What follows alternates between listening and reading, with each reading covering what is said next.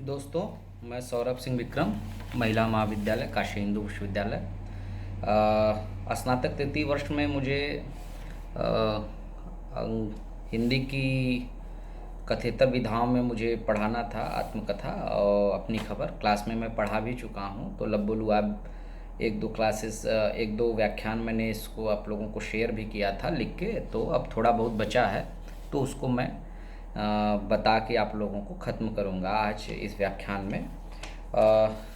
3-4 उपाध्याय हो गए थे, 8-10 उपाध्याय और बचे हैं, तो उन पे मैं एक सरसरी निगाह से आपको बताते हुए चलूँ कि मैंने बताया था कि आज़ादी मुझे हम लोगों को कितनी मुश्किल से मिली है, और चुनार का वर्णन करते हुए अंग्रेज़ों से मार खाते हुए भारतीयों का, और उस तरीके से जब भारतीय परेशान किए जाते थे, भारतीय महिलाओं का पशुरत रेप किया जाता था, उस सब का वर्णन करते हुए जब आगे बढ़ते हैं, और आगे बढ़ते तो अपने पूरे जीवन का अवलोकन करते हुए उग्र जी लिखते हैं कि उस अपनी पुरानी स्थिति को लिखते हैं। और जब इनका दार्शनिक रूप हमें स्पष्ट मिलता है, पृष्ठ संख्या 53 पे है कि उन दिनों तो घनघोर अभावों में भी मैं दुखी था, ऐसी बात नहीं बल्कि सुखी ही था। एक एक पंक्ति की मैं व्याख्या करूँगा। यह बहुत महत्वपूर्ण पंक्ति है। उग्र जी की दार्शनिकता इससे साफ झलकती है। कहते हैं कि उन दिनों, कौन से दिनों? अपने बचपन के दिनों में, जब घनघोर अभाव थे, खाने के लाले थे,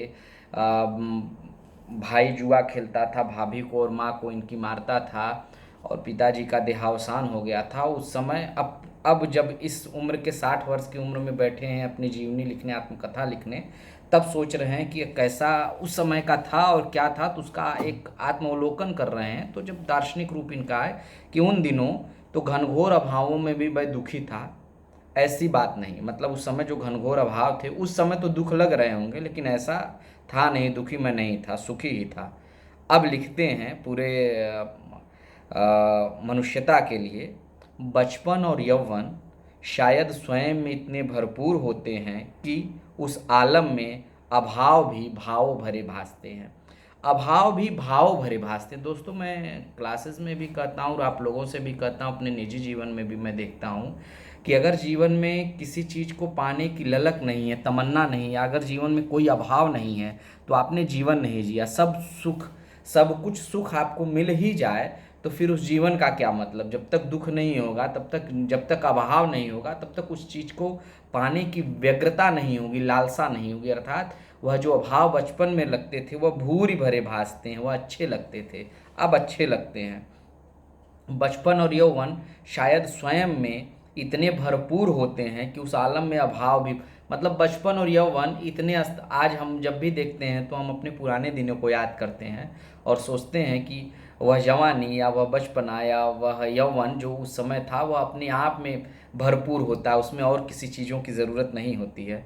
असल में अज्ञान में बड़ी गुंजाइश होती है। अनगढ़ता, अज्ञानता, इससे मोह है। उग्र जी को ध्यान दीजिएगा, जब आप अज्ञानी रहेंगे तो ज्ञान पाने की इच्छा बनी रहेगी, जब आप अनगढ़ रहेंगे तो आप में गढ़े होने की संभावनाएं बनी रहेंगी। तो उग्र जी का ये चैप्टर यहाँ पे ख़त्म होता है, ये वाला सब चैप्टर। और अगला हम चालू करेंगे नागा भागवत दास।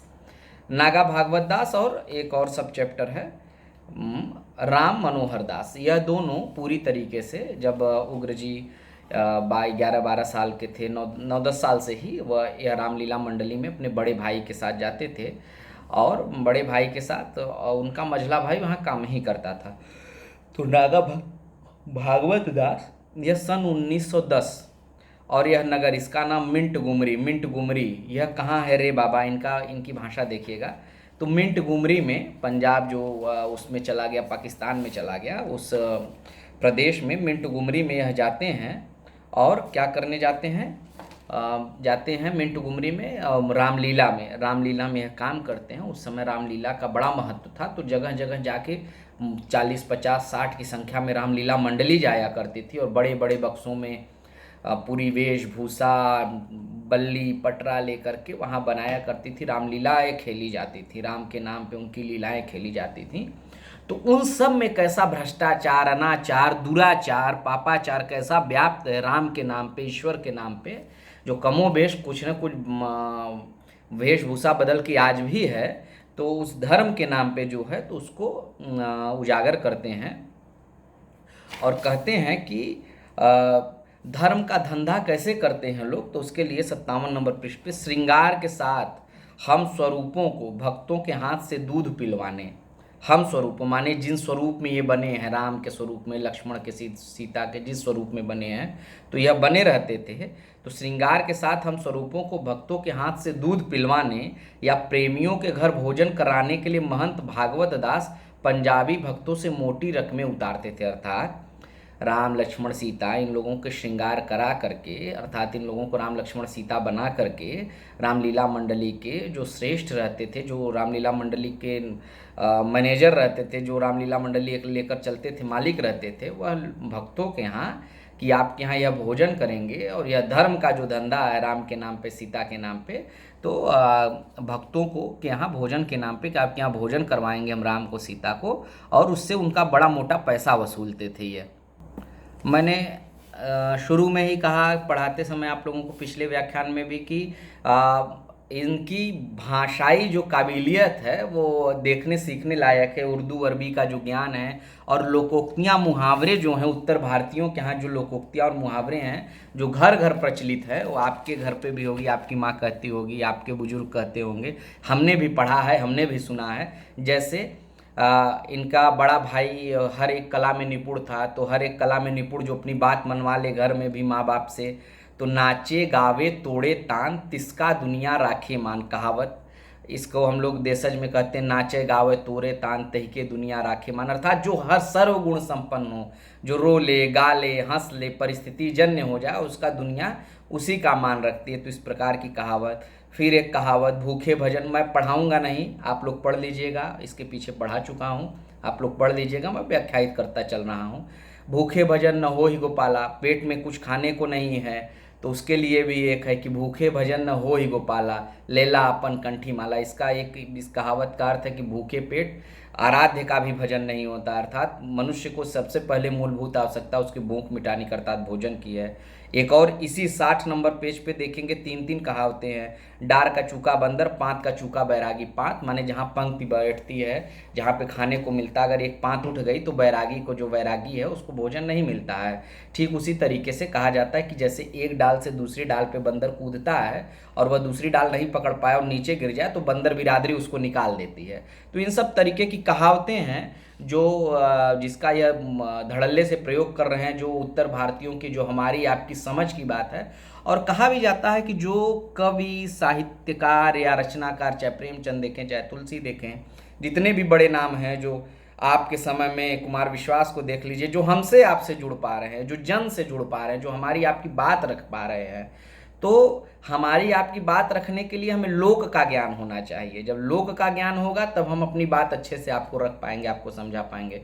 इनको लोक का ज्ञान है, कहावतों का ज्ञान है, प्रचलित मुहावरों का ज्ञान है। जैसे एक जगह पे है, अगर बैरागी जी, मतलब जो जहाँ पे जिस नागा भागवत दास के यहाँ काम कर रहे हैं, वह मोटे फ्रेम का चश्मा सोने में मढ़ाया हुआ पहन के देखते थे कि जो बर्तन धुलते हैं खाने के बाद, उसमें अगर जूठा लगा रहता है तो मारते मारते, क्या मतलब एक देशज शब्द लिखे उसके लिए कि फ्रेम के चश्मे चढ़ाकर देखते और जरा भी मलिनता या मल मिलते ही, मतलब गंदगी, मांझने वाले वैरागी को चंवरी मड़े भेद से, माने चमड़े लगे बेत से मारते मारते आदमी से टट्टू बना देते थे। टुटुरुट्टू मतलब इससे, टुटुरुट्टू इनकी भाषा है, इससे इनकी खिलंदड़ेपन को, इससे इनके उस जो कहलवाना चाहते हैं, जो कहना चाहते, जो इनके मन में है, उसको इतनी टुटुरुट्टू लिख करके आगे बढ़ते। अर्थात वह इतना मारते थे कि वह वैरागी टुटुरुट्टू मतलब कुछ बोलने करने लायक नहीं रहता था।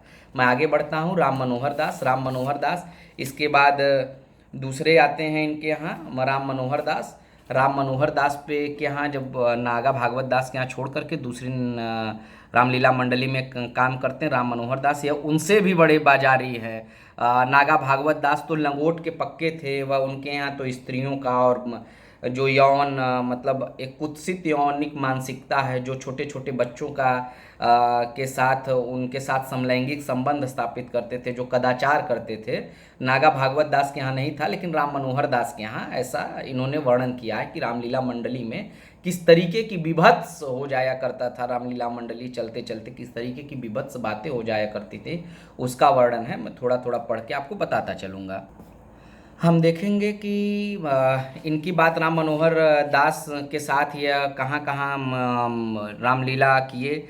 दलपतपुर, प्रतापगढ़, बाराबंकी, फैजाबाद, अयोध्या, अलीगढ़, बुलंदशहर, मेरठ, दिल्ली, दमोह, सागर, गढ़ाकोटा, कटनी आदि जगह पे इन्होंने पूजा किया। और अपने लिए लिखते हैं कि बंदे खां ने सहस्त्र सहस्त्र माने 11-12 साल की उम्र में बंदे खां अपने लिए ने सहस्त्र सहस्त्र नर नारियों के चरण पुजवाए हैं। यह तो इनकी बात। अब जब लिखने बैठते हैं ये अपनी खबर, तो जितनी भी सड़े गले अंश हैं, जैसे शरीर का कोई सड़ा गला अंश है तो उसको नश्तर चलाकर, कोई फोड़ा हो गया तो उसको नश्तर चला करके जिस तरीके से चिकित्सक उसकी चीर फाड़ करके उसको सही कर देता है, उसी तरीके से उग्र जी क्या लिखते हैं।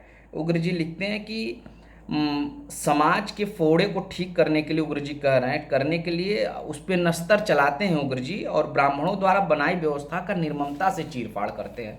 मतलब ब्राह्मणवादी शक्तियों द्वारा जो बनाई गई व्यवस्था है, स्वयं ब्राह्मण होकर के उसका निर्ममता से चीरफाड़ करते हैं। मतलब अर्थात कहीं उसके लिए गुंजाइश नहीं है उस ब्राह्मणवादी व्यवस्था में। जैसे 6 साल की उम्र में ही चुनार में कुमार पूजन के अवसर पर बहैसियत माने हैसियत के साथ ब्रह्म कुमार मेरे चरण अक्सर पूजे जा चुके थे।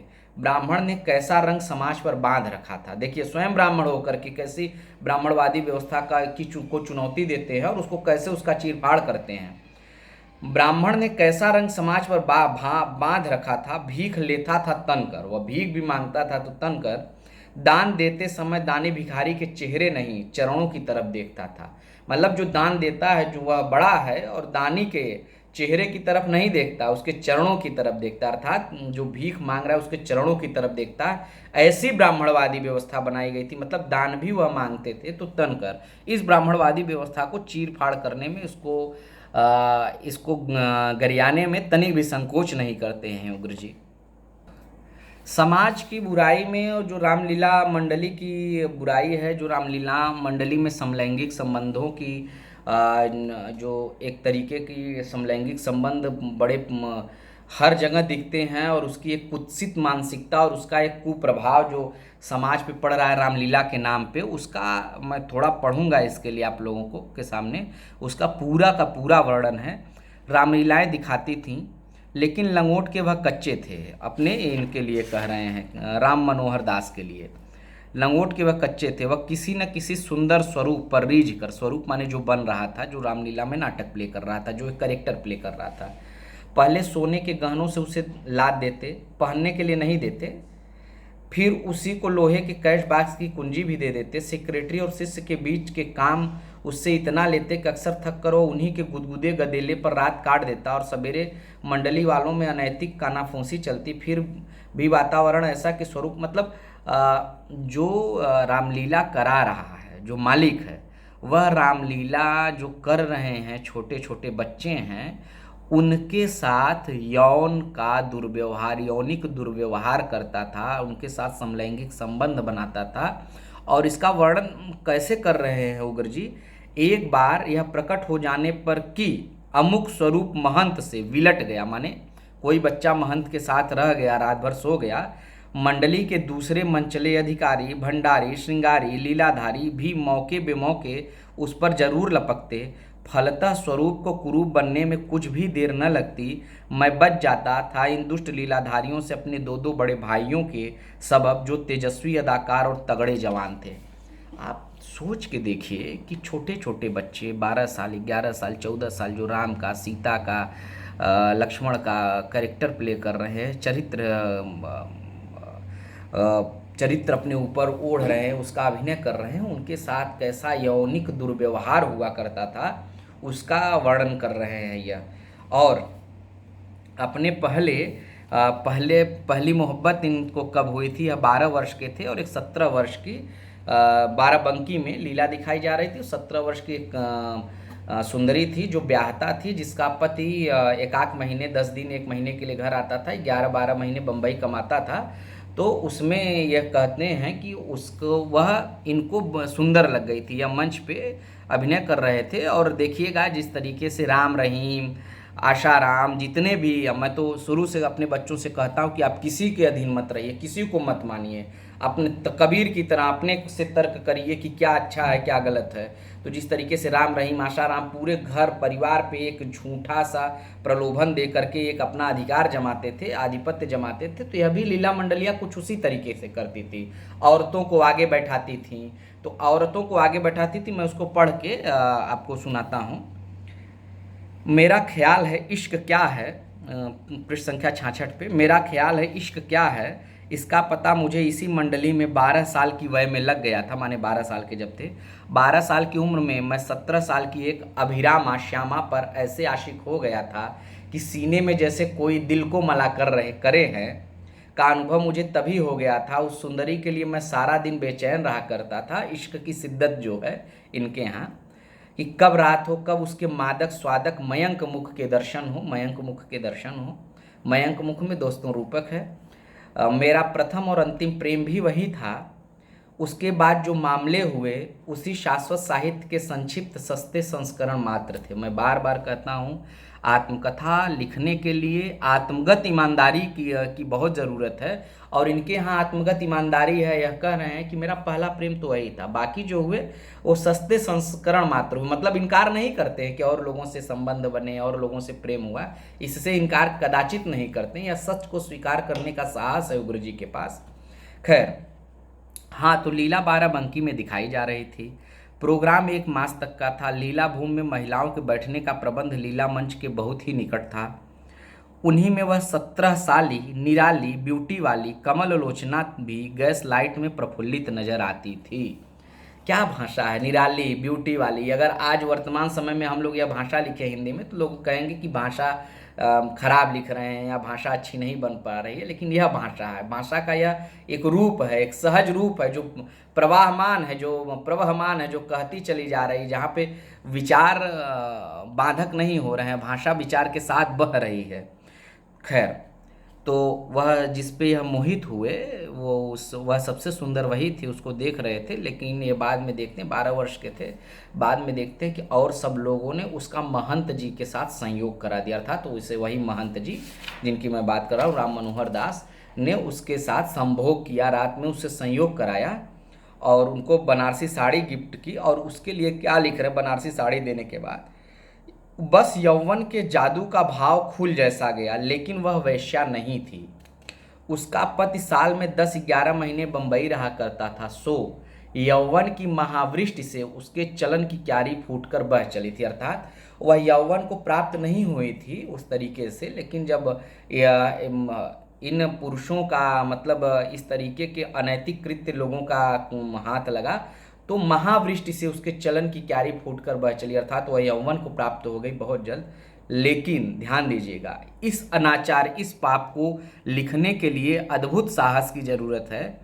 और कैसे हमारा समाज रहा होगा सन 1910, 15, 20 के आसपास, आप कल्पना कीजिए कि एक स्त्री की क्या गति रही होगी, स्त्री विमर्श क्यों आया रहा होगा, उन सब को आप इसी 8-10 लाइन में, इसलिए मैं इसको पढ़ रहा हूँ, इसी 8-10 लाइन में आप देख सकते हैं। लेकिन बदमाश लीलाधारियों के चक्र में पड़ते ही 8 ही 10 दिन में वह भयानक यौन रोग ग्रस्त हो गई थी। वह युवती उससे मतलब भयानक यौन रोग हो गया। हर दूसरे व्यक्ति ने उसके साथ सहवास किया, हर व्यक्ति ने लीलाधारी मंडली में जितने थे। और संयोगवश इसी बीच उसका पति बंबई से आ गया। शक्की मर्द संयोगवश उसका पति बंबई से आ गया। शक्की मर्द उसी रात अपनी देवी की देह दशा ताड़ गया। संदिग्ध भाव से घर में और भी कोई प्रमाण तलाशने पर बनारसी साड़ी भी उसके हाथ लगी जो उसने दिया था, राम मनोहर दास ने। सुना उसके इसके बाद वह मर्द कुछ ऐसा उत्तेजित हुआ, ध्यान दीजिएगा स्त्री की स्थिति तत्कालीन समय में। रसोई बनाती रामा रमणी को बाहर घसीट मुंह में कपड़ा ठूंस नंगी कर, ध्यान दीजिएगा, हाथ पांव बांध उसे एक खंभे से बांध दिया। इसके बाद चूल्हे से लोहे की छड़ लाल करके पिशाच के उल्लास से वह तरुणी का अंग अंग दागने लगा। देखिएगा किस तरीके से दोस्तों यह सभ्यता, यह संस्कृति बर्बर थी, वह भारतीय संस्कृति ही क्यों न रही हो। हम यह कहते हैं कि हमारी संस्कृति इतनी अच्छी थी, तो हमें अपनी उस बुराई को भी देखना होगा कि जो उस समय इतनी बुराइयां थी और उन बुराइयों से हम आगे बढ़ते हुए कैसे यहाँ तक पहुँचे हैं। तो उसका पति उसको बांध करके शक के आधार पे और बनारसी साड़ी पाने के आधार पे उसको बांध करके अंग अंग उसका लोहे से जला रहा है। सारे शहर में कोहराम मच गया, बड़ा हो हल्ला मचा। मरने से पहले उस औरत ने बयान दिया था कि उसे रामलीला वालों ने बर्बाद किया है। बयान लेकिन महंत राम मनोहर दास बड़े काइयाँ थे, जहाँ भी मंडली जाते वहाँ पहले पुलिस से ही प्रेम बढ़ाते थे। अर्थात राम मनोहर दास के ही वजह से और लीला मंडली की ही वजह से उस स्त्री की मृत्यु हुई। इसका दुख, इसका अफसोस इन्हें बहुत है। और उसके बाद भी किस तरीके से प्रभावशाली लोग, पैसे से प्रभावशाली, मैं ऐसे लोगों को प्रभावशाली नहीं मानता हूं जिनका चारित्रिक पतन हो चुका हो, मैं कतई ऐसे लोगों को प्रभावशाली नहीं मानता हूं। प्रभावशाली लोग अर्थात पैसे से प्रभावशाली लोग, रसूखदार लोग किस तरीके से पुलिस से मैनेज करके और उसके ही पति को दोषी बनवा देते हैं। खैर उसमें थोड़ा सा जब उसके प्रेम में पड़ते हैं और उसकी मृत्यु सुनते हैं तो बड़े विचलित होते हैं, चूँकि इनका पहला प्रेम है। तो इन्होंने लिखा है, सारी गज़ल दिल को छूने वाली है, फिर भी कमाल गालिब का शेर है। हम हैं मुश्ताक और वह बेजार, या इलाही माजरा क्या है। ये परी चेहरा लोग कैसे हैं, गमज़ा ओ अश ओ अदा क्या है। सब्ज़ा ओ गुल कहाँ से आते हैं, अब्र क्या चीज़ है, हवा क्या है। दिले नादा तुझे हुआ क्या है, आखिर इस दर्द की दवा क्या है। दर्द की दवा अर्थात इनका पहला प्रेम, ये उस प्रेम से उपजी जो संशय और जो उस प्रेम से उपजा जो इनका दुख है, उस दुख से बार बार अपने दिल से पूछते हैं कि या इलाही ये माजरा क्या है। बार बार वहीं पे उसी का ध्यान जाता है, वह माजरा क्या है। और फिर उसी के आगे मोहब्बत सांसारिक हान इलाव के तराजू पर तौली जानने योग्य जिन्स कदापि नहीं। लिखते हैं मोहब्बत हान इलाव, सांसारिक हान इलाव, मतलब मैं कहता हूँ ना कि मोहब्बत जो है वो बनियों का खेल नहीं है, मोहब्बत वलियों का खेल है। अगर मोहब्बत में, इश्क में आप बनिया हो गए, नापने तौलने लगे, बनिया भाई मैं जाति दुराग्रही नहीं हूँ, बनिया होने का यह मतलब है कि आप नापने तौलने लगे, कि यह सोचने लगे कि हम इतनी मोहब्बत करते हैं, उनसे इतनी मोहब्बत मिलेगी। तो मोहब्बत बनियों का खेल नहीं है। तो वही कहते हैं कि मोहब्बत सांसारिक हान इलाव के तराजू पर तौली जाने योग्य जिन्स कदापि नहीं। इसका तो जीवन के सुदुर्लभ सुधा मधुर स्वाद से संबंध है। कहा उस्ताद ने, इश्क से तबीयत ने जिस्त का मजा पाया। दर्द की दवा पाई, दर्द बेदवा पाया। दर्द बेदवा पाया अर्थात ऐसा दर्द है जिसकी कोई दवा नहीं है। वही मैं आपको सुनाता हूँ नामवर सिंह का संस्मरण कि इब्न मरियम हुआ करे कोई, मेरे दर्द की दवा करे कोई। यह जो मेरा दर्द है, जो उग्र जी का दर्द है, जो प्रेम से उपजी टीस है, वह दर्द उग्र जी को बेदवा है, अर्थात उसकी दवा नहीं है, अर्थात इश्क की दवा नहीं है। तो यह इस तरीके से जहाँ पे दो रामलीला मंडलियों में इन्होंने काम किया और उनकी सच्चाई को उजागर करते हैं और उनकी बात को, अपनी बात को इस तरीके से रखते हैं कि कितने भी यह मानसिक विकृति वाले लोग थे कि जो इस तरीके से 1910, 20 और 50 तक लीला मंडली में, वर्तमान समय में भी कुछ अज्ञानी, कुछ भोले लोग ही मैं उनको कहूँगा कि जो जाते हैं कि इनको यह बाबा ठीक कर देंगे, यह ठीक कर देंगे। कोई ठीक नहीं करता है, सब आपका शोषण करने पे लगे हैं, और शोषण चाहे आर्थिक हो, चाहे शारीरिक हो, चाहे मानसिक हो। तो इसलिए दोस्तों तर्क के साथ रहिए। चलिए अगले व्याख्यान में 2-3 और सब चैप्टर पढ़ाएंगे। तब तक के लिए नमस्कार।